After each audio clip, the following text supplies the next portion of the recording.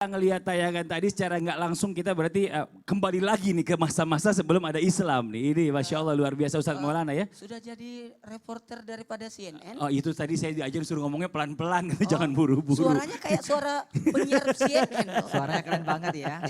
Amin, amin, amin, amin. Nah sekarang bicara masalah tentang hijrah nih Ustadz Maulana. Bicara masalah hijrah ini kalau orang udah mendekat sudah kenal dengan Allah, seharusnya hijrahnya ini semakin mendekat kepada Islam atau kepada Allah kan begitu.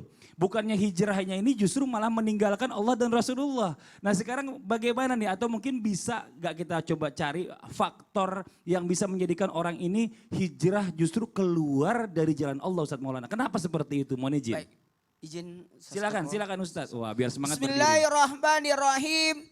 Assalamualaikum warahmatullahi wabarakatuh. Waalaikumsalam warahmatullahi wabarakatuh. Jamaah. Yeay. Oh jamaah. Yeay. Alhamdulillah. Alhamdulillahirabbil alamin. Allahumma shalli ala sayyidina Muhammad wa ala sayyidina Muhammad. 4 Zulqaidah hari ini semoga kita mendapatkan berkah karena ini hari Kamis, mudah-mudahan hari ini diangkat amal ibadah kita dengan catatan-catatan kebaikan. Amin.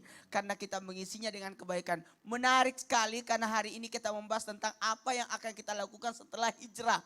Hijrah itu proses yang kita dapatkan, tapi setelah itu ngapain aja?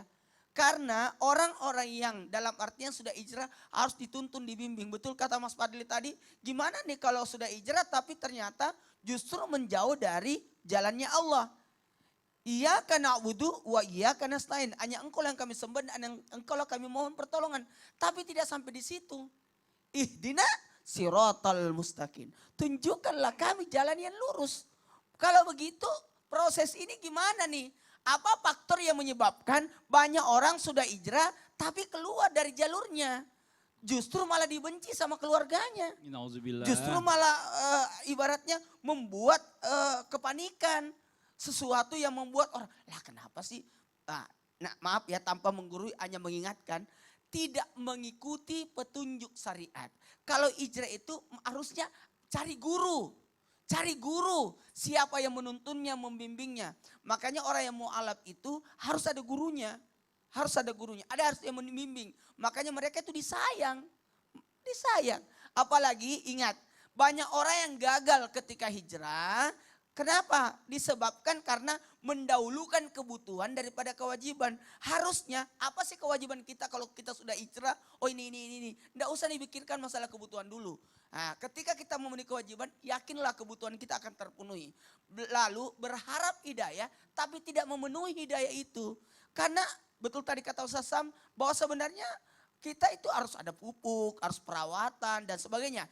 Lalu ingat, jangan pernah berharap akan sesuatu tanpa harus dibarengi dengan apanya? Adanya petunjuk, ketakwaan, penjagaan dan kekayaan hati. Inilah yang harus kita dawamkan supaya ada proses dari muslim jadi mukmin, dari mutakin, muhlis, habis muhlis harus istiqamah.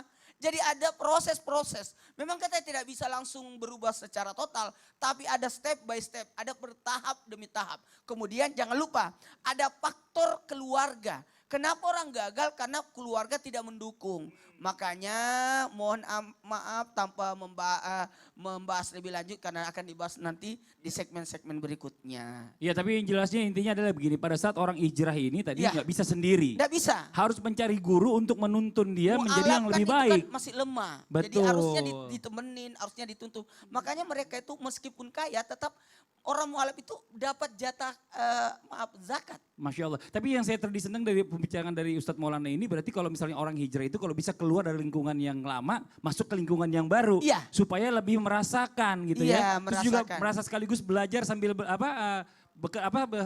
seperti maksudnya gini, belajarnya itu setiap hari tuh jadi belajar terus karena di lingkungan yang lebih benar. mudah. Makanya kalau ada yang datang ke saya mau masuk Islam, ya sekarang boleh. Sekarang coba cari guru. Karena secara mengucapkan syahadat masuk Islam tidak Betul. sampai di situ. Masya Allah, Harus ya. ada pembelajaran. Oke, ini kalau kita bicara masalah tentang tokoh-tokoh orang hijrah ini kita nggak bisa bicara jauh-jauh deh. Ini dan alhamdulillah di studio ini udah kita kedatangan ada guru kita juga Ustadz Kokolim nih. Hanya. Yang kurang lebih 26 tahun betul sudah hijrah Alhamdulillah. Koko ya. Ya. Ini Masya Allah luar biasa. Bicara tentang memutuskan hijrah ini pastinya orang ini bingung. Kadang-kadang orang yang pengen langsung berubah total.